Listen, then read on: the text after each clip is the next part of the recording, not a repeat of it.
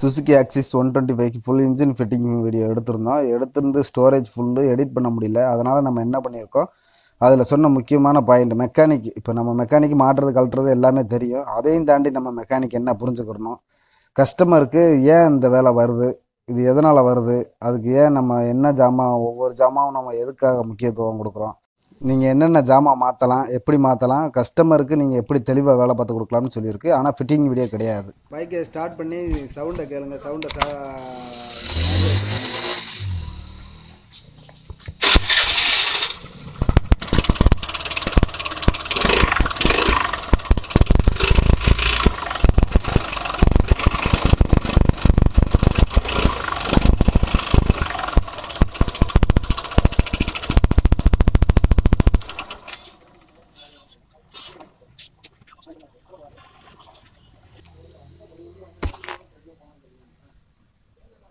இந்த வண்டியில் கிலோமீட்டரை பார்த்தீங்கன்னா கரெக்டாக 50,000 கிலோமீட்டர் ஓடி இருக்குது. ஆனால் பார்த்தீங்கன்னா கிராங்க் ஷாஃப்ட் வேலையாக இருக்குது.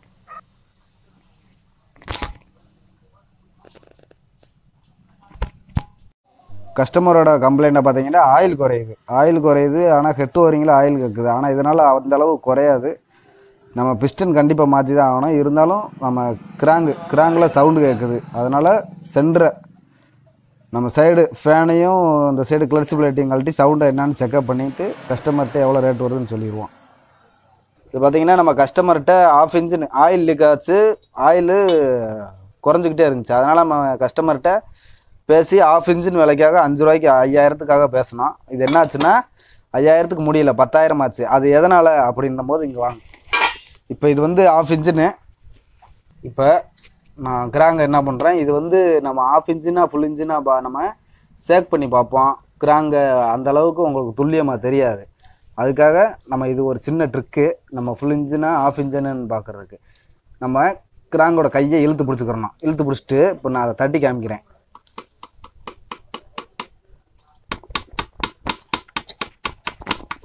நான் மைனூட்டாக தான் தட்டுறேன். சவுண்டு பார்த்தீங்கன்னா ஹெவி சவுண்டாக இருக்குது மைனூட்டாக தட்டும் போதே. இது அந்த சைடு இதை உள்பக்கம் தள்ளி பிடிச்சிக்கிட்டு தட்டுறேன். இப்போ சவுண்டை பாருங்கள். இது இன்ஜினோட மொத்த சவுண்டு. உங்களுக்கு சவுண்டு வித்தியாசம் தெரியும்னு நினைக்கிறேன். கிராங்கை பார்த்தீங்கன்னா 1,00,000 கிலோமீட்டர் வரைக்கும் ஓடும் இந்த கிராங்கு கை. ஆனால் இதில் டக்குன்னு அடியாயிருக்கு. இது எதுக்கு, என்ன காரணம் அப்படின்றத நான் இன்ஜினை பிரிச்சுட்டு அந்த காரணத்தை சொல்கிறேன். இப்போ இந்த சவுண்டை செக்அப் பண்ணி பார்த்துருவோம். ஒரு மைக்கு பக்கத்தில் வச்சுக்கிறேன்.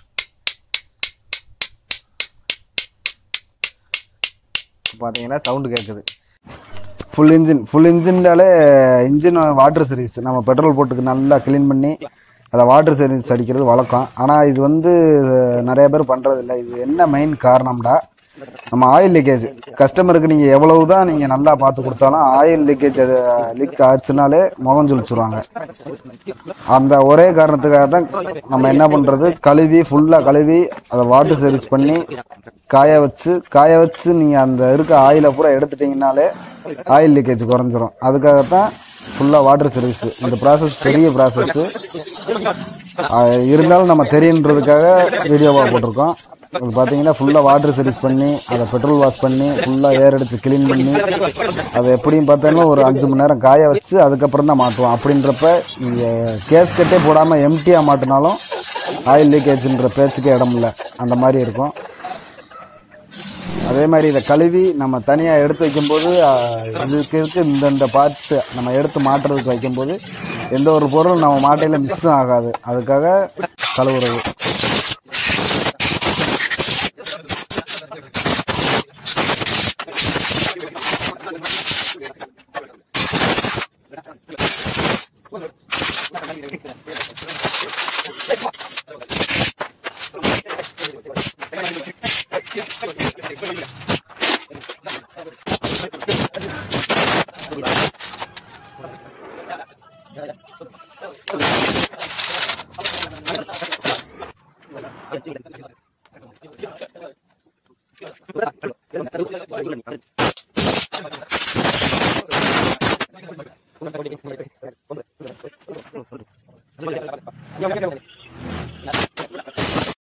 வீடியோ ஃபஸ்ட்டில் பார்த்துருப்பீங்க, பூரா டூப்ளிகேட் ஜாமாவாக இருந்திருக்கும். இங்கிட்டு ஓஇ ஜாமா, இது பூராமே நம்ம மாட்டக்கூடிய ஓஇ ஜாமா. இது என்ன ஆச்சுன்னா, நம்ம ஒவ்வொரு கடையிலையும் வாங்கையில் ஜாமா மாற்றி மாற்றி வந்துருச்சு. லாஸ்ட்டில் ஸ்டோர் ரூம்லேயே போய் வாங்கியாச்சு.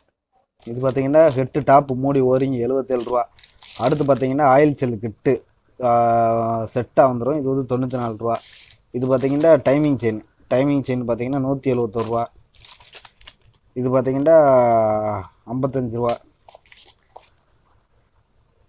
இது பார்த்தீங்கன்னா 242. இது ஆயில் பம்ப்பு. இதுக்கு ஒன்றுக்கு மட்டும் நம்ம நேரடியாக கம்பெனிக்கு போகிற மாதிரி ஆகிப்போச்சு. இது எதுக்காக நம்ம ஆயில் பம்புக்கு அவ்வளோ முக்கியத்துவம் கொடுக்குறேன்னு நான் வீடியோலேயே சொல்கிறேன். மாற்றையில் எல்லாமே சொல்கிறேன். இது வந்து டைமிங் செயின் பேடு ஒன்று 82 ரூபா, இன்னொன்று வந்து 27 ரூபா. இது பார்த்திங்கன்னா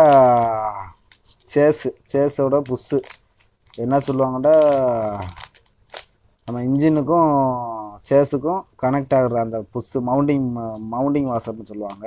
சாக்கப்ஸருக்கு வரும் அந்த மாதிரி இதுக்கும் வரும். இது வந்து இன்ஜினில் நம்ம வேலை பார்த்து வைப்ரேஷன் வராமல் இருக்கிறதுக்காக இந்த புஷ்ஷு, நம்ம இன்ஜின் வேலை ஸ்கூட்டிக்கு எது பார்த்தாலும் இந்த 2 புஷ்ஷு போட்டுட்ருவோம்.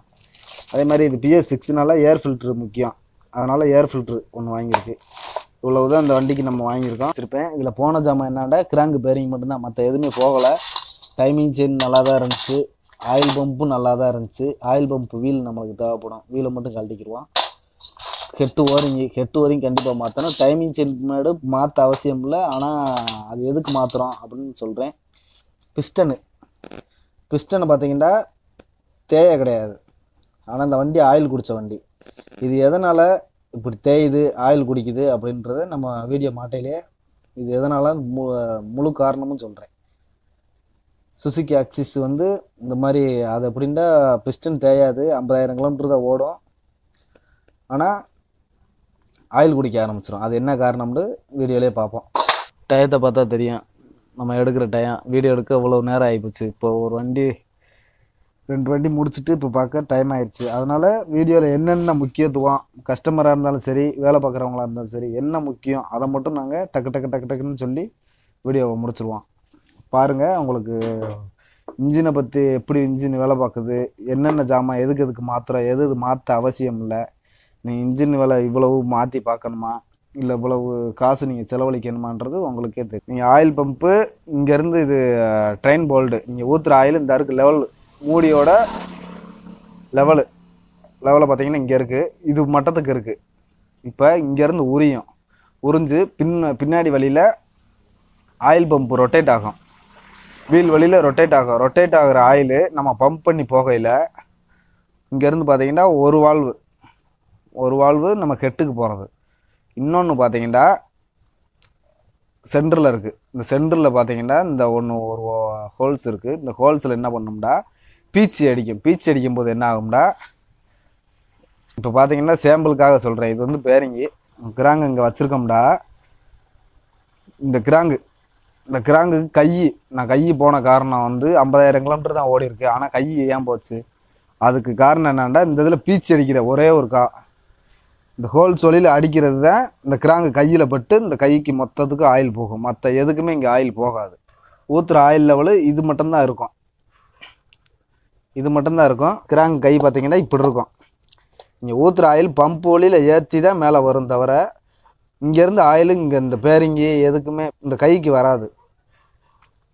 கைக்கு வராமல் இருக்கும். என்ன ஆகும்டா, நீங்கள் ஆயில் லெவல் குறைஞ்சின்னா பம்பு அந்த அளவுக்கு சரியாக வேலை பார்க்காம உங்களுக்கு டக்குன்னு இந்த கிராங்கு கை சுசுகி ஆக்சிஸை பொறுத்தளவு இந்த கிராங்கு கை கொஞ்சம் கிராங்குக்கு நம்ம ஆயில் போட்டு தான் வந்திருக்கு, இருந்தாலும் நம்ம தெளிவாக ஆயில் போட்டுக்குருவோம். நம்ம வயர்லெஸ் மைக்கு போச்சு, அதனால் கொஞ்சம் இது இந்த வயர் கொஞ்சம் டிஸ்டர்பன்ஸாக இருக்கும், கொஞ்சம் கோச்சுக்கிறாங்க. இதில் என்னென்ன மாற்றிருக்காங்கன்னா, டைமிங் செயின் வீலு, பேரிங் 2 இந்த வீலும் புதுசு மாற்றியாச்சு, அதனால தான் ரேட்டு கொஞ்சம் கூட. அதே மாதிரி நம்ம இன்ஜின் சவுண்டு நாய்ஸு அப்படியே இந்த ஃபேன் ஓடையில் இந்த த்ரெட்டில் கேட்கும், அதனால் இந்த த்ரெட்டையும் ஒரு தடவை அவங்க சரி பண்ணி. நம்ம எக்ஸலில் பார்த்தீங்கன்னா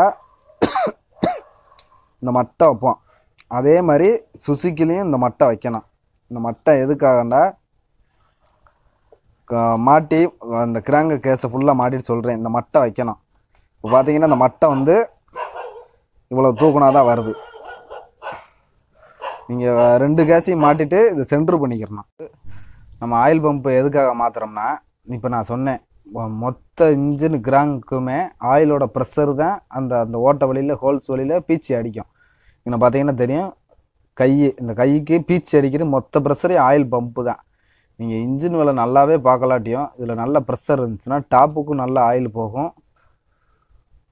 ஆயில் லெவல் கம்மியாக இருந்தாலும் நல்ல ஆயில் எல்லா இடத்துலையும் சர்க்குலேஷன் ஆகும். அதனால் என்ன ஆகும்டா, எந்த பேரிங்கு கிராங்கோட பேரிங்கு பிஸ்டனு இந்த மாதிரி கொஞ்சம் சீஸ் ஆகிறத கொஞ்சம் தவிர்க்கலாம். அதனால் ஆஃப் இன்ஜின் பார்த்தாலும் என்னை பொறுத்தளவு நான் ஆயில் பம்பு மாற்றிடுவேன்.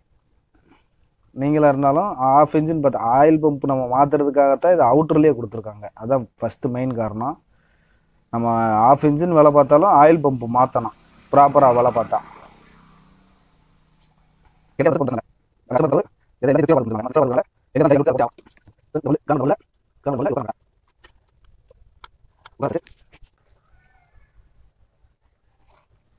கிளட்ச் பிளேட்டில் நம்ம எந்தெந்த பிளேட்டில் எப்படிலாம் சவுண்டு வரும் அப்படின்ட்டு அதுக்கு நான் தனியாக ஒரு வீடியோ போடுறேன். இப்போதைக்கு டைம் இல்லை, அதனால் டக்குன்னு என்னென்ன மாற்றணும்னு மட்டும் சொல்லிட்டு மாட்ட ஆரம்பிச்சிருவான். இதில் பார்த்தீங்கன்னா 6 புஷ் அந்தளவுக்கு தேயலை, அதனால் புஷ்ஷையும் போடுறோம். 2வது கியர் பாக்ஸுக்கு ஆயில் மட்டும் தான் மாற்ற போகிறோம். நம்ம மற்றபடி எதுவும் பண்ண போகிறதில்ல. ஏன்னா வண்டி 50,000 கிலோமீட்டர் ஓடி இருக்குது, உள்ளே எந்த ஒரு சவுண்டு வரல. ஆயில் கழட்டி பார்க்கையில் ஆயில் லெவல் கரெக்டாக இருந்துச்சு. அதனால் இந்த சுத்தையில் ஃப்ரீயாக இருந்தாலே போதும், உள்ளே எந்த ஒரு பேரிங் எதுவும் ஆகலைன்னு அர்த்தம். அதனால் உள்ளே எதுவுமே நம்ம பார்க்க போகிறதில்ல. இந்த சைடு நம்ம பிரிச்சு ரோலர் புஷ்ஷு எல்லாமே இப்போ தான் மாற்றிருக்காரு கஸ்டமர். 35,000 கிலோமீட்டரில் தான் மாற்றிருக்காரு. அதனால் ரோலர் புஷ் இது எதுவும் மாற்றலை, எல்லாமே நல்லாயிருக்கு. அதனால் அப்படியே வச்சுட்டு இந்த கிண்ணத்தில் இந்த பல்லு இந்த பிடிக்கிறது இந்த இது சேக்கு இருந்தாலும் அப்படியே இன்ஜின் சவுண்டு மாதிரி அடிக்கும். இதில் நம்ம டைட் வச்சதுக்கப்புறம் இந்த சேக்கு இப்போ உங்களுக்கு சுற்றி காமிக்கிறேன். இப்போ நார்மலாக கேட்குறது நம்ம அதிகமாக நல்லா டைட் வைக்கலாட்டியும் இந்த சவுண்டு அதிகமாக கேட்கும். அதனால் இந்த பெல்லு டைட் வைக்கிறது ரொம்ப முக்கியம், இந்த ஃபேனை டைட் வைக்கிறது ரொம்ப முக்கியம். இதில் வந்து கிரிஸ் வைக்கக்கூடாது. நம்ம எல்லா பேரும் சொல்கிறது என்னன்னா, கிரிஸ் அதிகமாக வச்சு விட்ருவாங்க. கிரிஸ் வைக்கிறதுனால தான் கிக்கர் ஜாம் ஆகுறது. என்ன ஆகும்னா, இந்த பெல்ட்டு கரையிறது, இந்த பெல்ட்டு இந்த ரோலர் புஷ்ஷு பிரேக் ஷூ கரையிற எல்லா தூசியுமே வந்து இங்கே அடைஞ்சு அது ஒரு மண்ணு மாதிரி அடைஞ்சிக்கிறோம். ஸ்ப்ரிங்லேயும் இதுலேயே லைட்டாக இது போட்டால் போதும், ஆயில் போட்டால் போதும். போட்டு நம்ம பிஸ்டனு ஏன் புதுசு போடலை அப்படின்னு நீங்கள் கேட்பீங்க. புதுசு வந்து கஸ்டமரே புதுசு மாற்ற சொன்னார், ஆனால் நாங்கள் புதுசு மாற்றலை. எதனாலண்டா, இது புது பேரல் கிட்டு நம்ம லேத்தில் கொடுத்து கடைஞ்சி வந்தது. நீங்கள் பழசை பார்த்தீங்கன்னா தெரியும், இதில் எந்த வித கோடுமே இல்லை. ஆனால் கஸ்டமருக்கு ஆயில் குறைஞ்சி ஆயில் அடிக்கடி சாப்பிட்டுக்கிட்டே இருந்திருக்கு. எதனாலண்டா, இங்கே இருக்க அந்த சேக்கு நம்ம கிராங்க அப்படி ஆட்டினோம்டா 4 இன்ச்சு உள்ளே போய் வருங்கடி. இது என்ன பண்ணும்னா, நம்ம இப்படி பிஸ்டனை மாட்டையில் என்ன ஆகும்னா, இந்த சேக்கு என்ன பண்ணணும்னா, உங்கள் பிஸ்டனை ஒன் சைடை தேய விடாமல் அதை பர்ஃபெக்டாக கரெக்டாக அந்த சென்டராக்கி அதுவே சென்டராக்கி இது பண்ணோம். கொஞ்சம் கிராஸாக கடைஞ்சு போட்டு கொஞ்சம் கிராஸாக கொஞ்சம் ஒதுங்கி இருந்துச்சுன்னா உள்ள ஓடையில் என்ன ஆகும்னா, ஒன் சைடு இந்த சைடு உரசுச்சுன்னா இந்த சைடு அழுத்தம் கூட இருந்துச்சுன்னா இந்த சைடு உரசும் இந்த சைடு உரசும். அப்படி அழுத்தமே இல்லாமல் இந்த பிஸ்டன் இந்த கிராங்க் என்ன பண்ணும்னா, பிஸ்டனை உங்களுக்கு ஃப்ரீயாக உள்ளே போக வச்சிடும். இதுவே என்ன ஆகும்னா, உங்களுக்கு 4 போக்கில் பிஸ்டன் ஓவல், அதாவது தேஞ்சு போகாமல் ஓவல் ஆகிற ஓவல்ண்டா ஆயில் வெளியே போகும், ஆனால் எந்தவித கோடும் இருக்காது, ரொம்ப வலுவலுண்டு ஆயிரும். அந்த மாதிரி பிரச்சனை இந்த சுசுகி அக்சிஸில் வரும். நம்ம ஒரிஜினல் வாங்கி போட்டோம்னா ஒரிஜினல் வந்து லூஸாக இருக்கும், அதிலிருந்து கரெக்டாக கொடுத்துருப்பாங்க. அதனால் என்ன ஆகும்னா, நீங்கள் போட்டு அந்த 50,000 கிலோமீட்டர் ஓடுறதுக்குள்ளேயோ சப்போஸ் என்ன ஆகும்னா, டக்குன்னு பிஸ்டன் இந்த மாதிரி தேயாமல் ஓவலாகி ஆயில் கக்க ஆரம்பிச்சிடும். இதே இது நீங்கள் லேத்தில் கொடுத்து நீங்கள் வேலை பார்த்தீங்கன்னா, இந்த பிஸ்டன் பார்த்தீங்கன்னா அவ்வளவு டைட்டாக இருக்கும். லேத்தில் வந்து ஃப்ரீயாக பண்ணி தர மாட்டாங்க, டைட்டாக இருக்க மாதிரி தான் பண்ணி தருவாங்க. அதனால் என்ன ஆகும்னா, உங்களுக்கு இந்த ஓவல் ஆகிற பிரச்சனை வந்து நிற்கும். நீங்கள் லேத்தில் வண்டி நேமு சுசுகி அக்சிஸ் 125ன்னு சொன்னாலே ஆட்டோமேட்டிக்காக சைனு யூனிகானு இந்த மாதிரி வண்டின்னு சொன்னாலே பிஸ்டனை நல்லா டைட்டாக போட்டு கொடுப்பாங்க.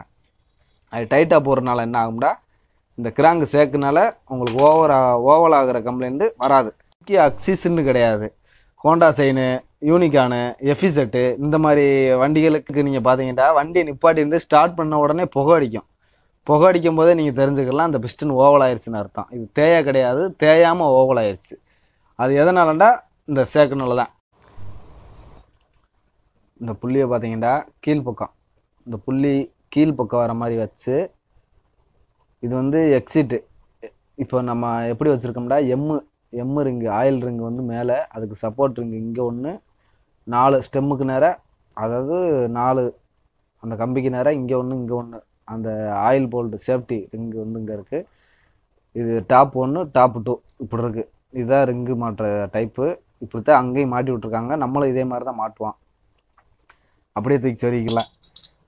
அதனால் நல்லா லூஸ் பண்ணிக்கலாம். லூஸ் பண்ண என்ன ஆகும்னா, உங்களுக்கு இது வந்து உள்ள கிராங்கு வந்து நான் சேக்கு இருக்குதுன்னு சொன்னேன், அந்த சேக்கு வந்து சென்டர் ஆயிரும்.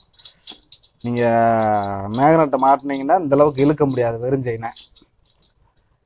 இழுத்துனே ரிங்கு மாட்டுற டைப்பு. அப்போ நான் மார்க் போட்டது அப்படியே இருக்குது. இது பார்த்தீங்கன்னா இதான் ரிங்கு, மேலே ஆயில் ரிங்கு 4 போல்டுக்கு நேரம் 4 ரிங்கு போட்டாச்சு. ஃபுல் வீடியோவும் ஃபிட்டிங் வீடியோ எடுத்தோம், ஆனால் ஃபிட்டிங் வீடியோ போட முடியல. இருந்தாலும் நெக்ஸ்ட் டைம் ஃபுல் ஃபிட்டிங் வீடியோவும் போட்டுருவோம். வச்சாச்சு. அடுத்து கீழே பார்த்தீங்கன்னா ஒரு ஹோல்ஸ் இருக்கும். இதுதான் ஆயில் உரிகிறது. நீங்கள் என்ஜினில் ஊற்றுற ஆயில் எந்த தூசி எது இருந்தாலும் இதுதான் ஃபில்ட்ரு பண்ணி ஆயில் பம்புக்கு அனுப்போம். இது என்ன பண்ணிட்டாங்கன்னா, யாரோ ஆயில் மாத்தையில் ரொம்ப உள்ளே தள்ளி வச்சிட்டாங்க. அவ்வளோ இருக்கக்கூடாது, கீழே கொஞ்சம் நீட்டின மாதிரி தான், இவ்வளோ தூரம் நீட்டின மாதிரி தான் இருக்கணும். இந்த மாதிரி வச்சுட்டு இதில் ஒரு ஓரிங்க ஒன்று போட்டு டைட் ஏற்றிக்கலாம்.